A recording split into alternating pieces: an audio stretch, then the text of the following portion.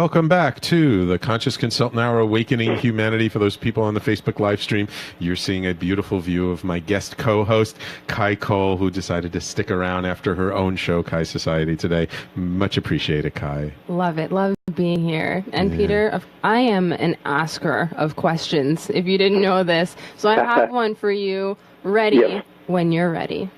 I'm ready. Go ahead, Kai.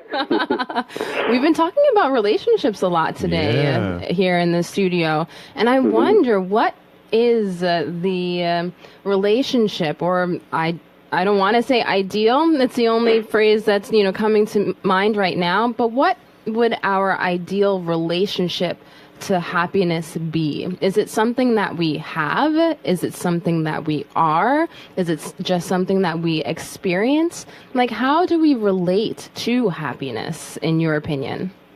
Well, that's an excellent question. I think that, for instance, one of the people I interviewed, Deborah Bishop in Oregon, is doing work on the happiness gene. And there are clinicians who feel that some of us are born with a happiness gene. Well, that would then mean some of us are born perhaps without the happiness gene, and maybe we're going to be more likely to be down in the dumps. So I think the answer to your question is it really depends on the individual. There are, again, studies that show that happiness is a result of 50% genes, 10% life circumstances, 40% daily activities. So there are people who I believe are kind of hardwired to be happy. And that means there are people who are the opposite. But those, again, I maintain those that aren't hardwired to be happy, they can integrate life into their beings just by, as we were saying before, loving people, not things. It's not rocket science, this kind of stuff. In fact, one of the people I interviewed, Dr. Tal Ben-Shahar, who teaches happiness at Harvard University, where, and listen to this, Kai, happiness, his lectures are the number one popular lectures at Harvard. And you know how big Harvard is. Yeah. Well, he shared with me 7 steps to happiness that he talks about. And let me give you number 4, because, again, it's not rocket science. Number 4 is simplify. We are generally too busy trying to squeeze in more and more activities into less and less time. Knowing when to say no to others often means saying yes to ourselves. That sounds key. That's just simplifying. That's a great one. I know my wife recently saw, I don't know if it was a documentary or she read an article about this couple out in England who were like completely into simplifying their lives in order to get rid of as much stuff as possible and to live as lightly on the land and as little money as possible, and like all these things they did to do it. And the thing at the end of the article, they said they were so much happier for doing that. Right. Yep. So it can often be very simple. Again, someone else I interviewed for Why Being Happy, that was Dr. Christine Carter. And Dr. Carter is at the University of California, Berkeley campus. And by the way, I was quite blown away. This lady has a string of degrees that go from here to Schenectady and back. But she called me a happiness expert, which I thought was quite interesting. But 2 points that she made. The first is we are always in a rush to make our kids perfect. And too often we're doing that to look good to the neighbors. So she said, your daughter's taking violin lessons and swimming lessons and playing soccer and joining Girl Guides and this, that, and the other club. Does anybody stop and ask her, do you want to play the violin? Do you want to swim? And maybe we ought to be taking some time to ask these kids what they want to do and not forcing them to do too much. And the second point she made was, as much as our brains are incredible organs, everybody's been moving to multitask over the last 10 years, right? Well, she said our brains are not set up to multitask. We are much better to do one thing, do it well, and move to the other, rather than trying to do a bunch of things at one time. And she said, if you try to do a bunch of things at one time, you're not going to do them well, and you're not going to be happy. A lot of people might be upset by that. Yeah. But it's so true, isn't it? You know? A lot of our younger audience.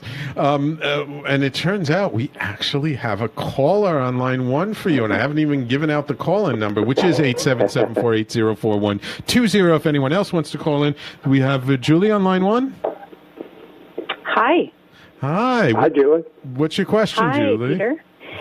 Well, my question is, Peter, you've spent a lifetime interviewing hundreds of different people on hundreds of different topics in the interest of, sharing and empowering audiences. And I also know you to be a person who has spent a great number of your own personal resources in supporting people and empowering people and mentoring people. And I'm wondering if you can speak to the correlation between helping and being of service and happiness.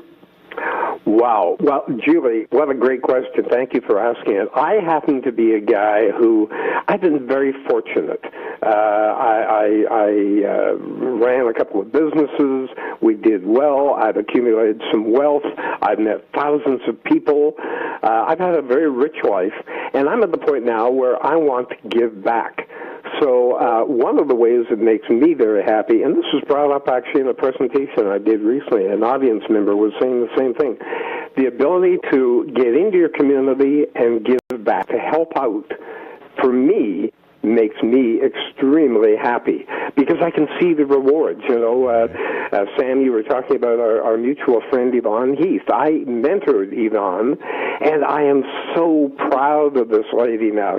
What she's accomplished is absolutely amazing, and I like to think I have a little part of it.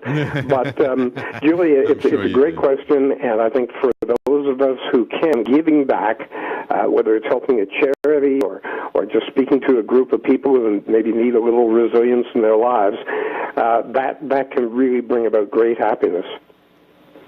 Thank you. All right, Julie, thank you so much for calling in. I appreciate you listening to the Conscious Consultant Hour. Thank you. Thank you.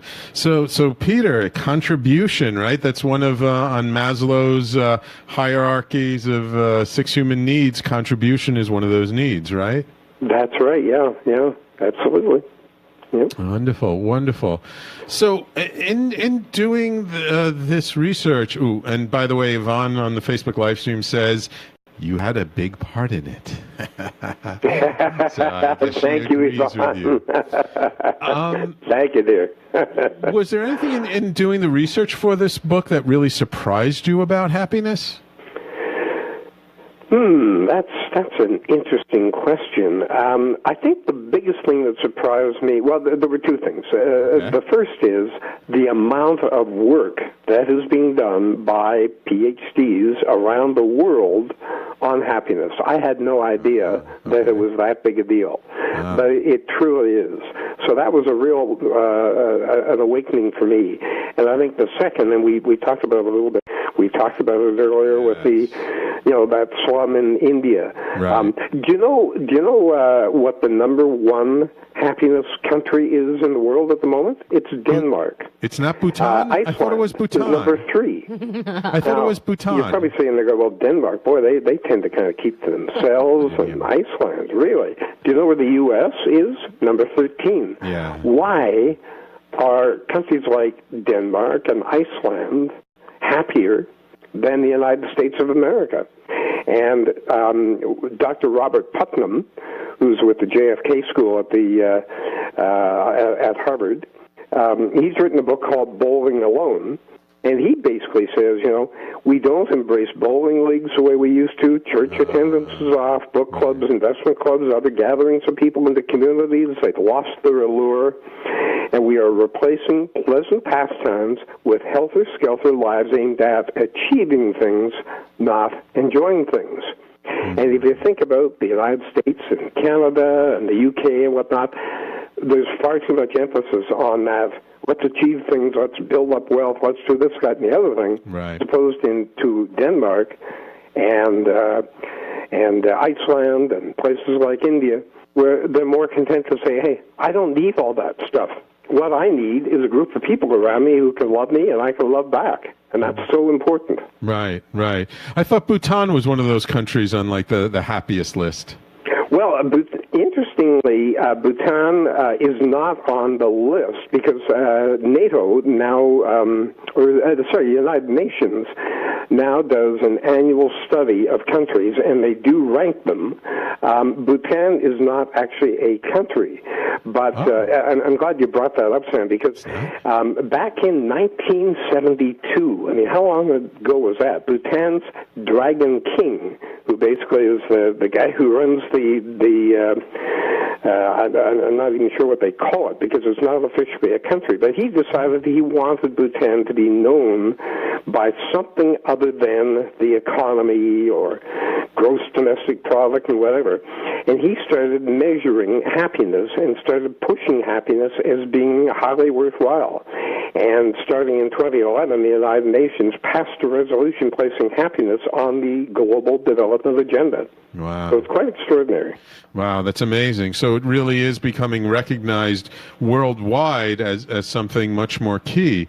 And, you know, it was interesting you talking about the importance of community, and we've talked about it before in the show, but I was just reading there's a Time magazine issue that had a ton of articles around longevity, and they were talking about, you know, all these different aspects, and like there was literally no conclusive proof except for the one thing that they would say is that community was so key for people living longer, healthier, happier lives. Yep, and another, I read Time as well, Sam, another recent edition talked about the importance of sleep. Yes. That we all need in our lives, and that, in fact, people who are not getting enough sleep are dying earlier. Yes. Well, why aren't they getting enough sleep? Because too often they're too focused on, I got to do this, I got to do that, I got to get this done, I got to build up wealth or whatever, or they're going to bed facing stress and anxiety and can't get a decent night's sleep. I was recently talking to my daughter-in-law who teaches grade 5 in Toronto, and I was saying, Meg, how are the kids? And she said, oh, they're terrible. I said, why? They're 10 years of age. What's the problem? And she said, they're all dealing with stress and anxiety. And I said, why? And she said, because their parents are. Yeah. The parents are all facing stress, anxiety, and FOMO. Do you know what FOMO is, Sam?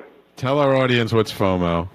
Fear of missing out. There we go. I had never heard this before. I literally had never heard this. And she said, oh, no, it's huge in cities anyway. Yes. Not up where I live in the boonies, but she said, and so people are not sleeping properly, and as a result, they're not living as long. I mean, that's terrible. Yeah, it is. And to me, it just drives me nuts. I mean, I don't have any kids, but like I know people who do, and I just think it's nuts now that like they have to get their kid into the right pre-K to get into the right kindergarten to get into the right elementary school to get in the right prep school to get in the right high school to get in the right college so they can get in the right graduate school so they can get that cushy job. I'm like, really? Can they be kids for a little while and just play?